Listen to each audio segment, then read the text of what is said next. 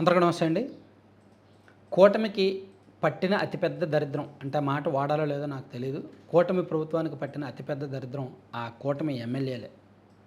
So, ఇంకా మిగతా వ్యతిరేకతలన్నీ కూడా చాలా చిన్న చిన్నవే, కానీ ఆ ఎమ్మెల్యేల వ్యవహార శైలే ప్రభుత్వానికి ఒక పెద్ద గండం అనుకోవచ్చు. ప్రభుత్వం మళ్ళీ రావాలంటే ఎమ్మెల్యేలు గెలిస్తేనే. కానీ ఎమ్మెల్యేల పరిస్థితి చూస్తే గెలిచేలా లేరు.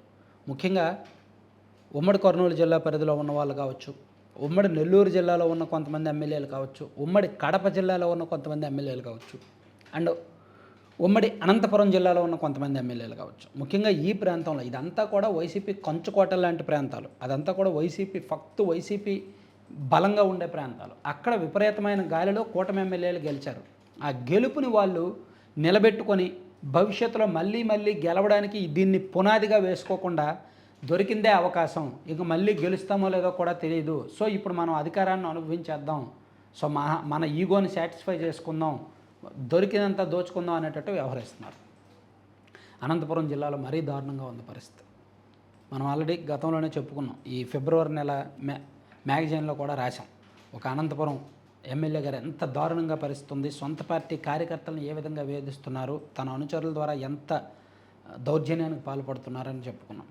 సో అదే అనంతపురం జిల్లాలో వైసీపీలో గతంలో కీలకమైన ప్రజాప్రతినిధిగా చేసి రాష్ట్ర స్థాయి పదవిలో ఉంటూ ఎన్నికలకు ముందు టీడీపీలోకి వచ్చిన ఆ నియోజకవర్గంలో ఆయన కూడా పార్టీని పట్టించుకోవట్ల, విపరీతమైన అవినీతి.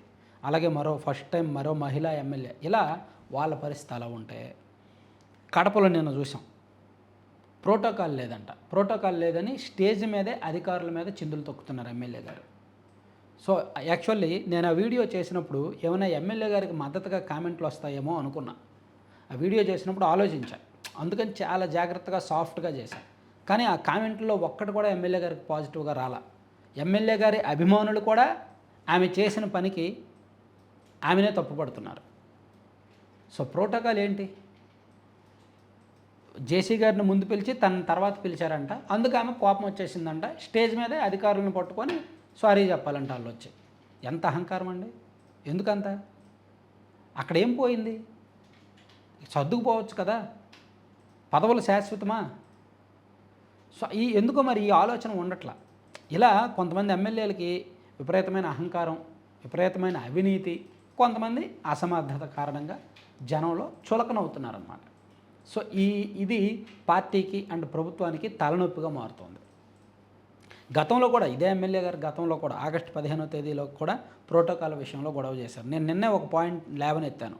ప్రోటోకాల్ అని అడుగుతున్నప్పుడు ఆమె మాత్రమే స్టేజ్ ఎక్కాలి, ఆమె భర్త ఎక్కకూడదు. ఆయనకు ప్రోటోకాల్ లేదు, కానీ ఎక్కుతున్నారు. సో ఇది ఇక్కడ చాలామంది ఎమ్మెల్యేలు, ఈవెన్ నంద్యాల జిల్లాలో కూడా, నంద్యాల పార్లమెంట్ పరిధిలో కూడా ఆల్మోస్ట్ ఎమ్మెల్యేలు అందరి పరిస్థితి అలాగే ఉంది. చాలా వరస్ట్గా ఉంది. చీప్ కరప్షన్ అక్కడ జరుగుతుంది. సో ఇట్లా అవినీతి, అహం అండ్ అసమర్థత కారణంగా ఈ ప్రాంతంలో మనం ఇప్పుడు చెప్పుకొని 4-5 జిల్లాల నియోజకవర్గాల పరిధిలో ఎమ్మెల్యేలు మళ్ళీ గెలుపు అవకాశాలు కోల్పోతున్నట్టే. పరిస్థితులు అయితే అస్సలు బాలేవు. సో మారుద్దాము, ఎన్నికల టైంకి మార్చేస్తాము అనుకున్నా ఇంకా లాభం లేదు, జరగాల్సిన నష్టం జరిగిపోతుంది.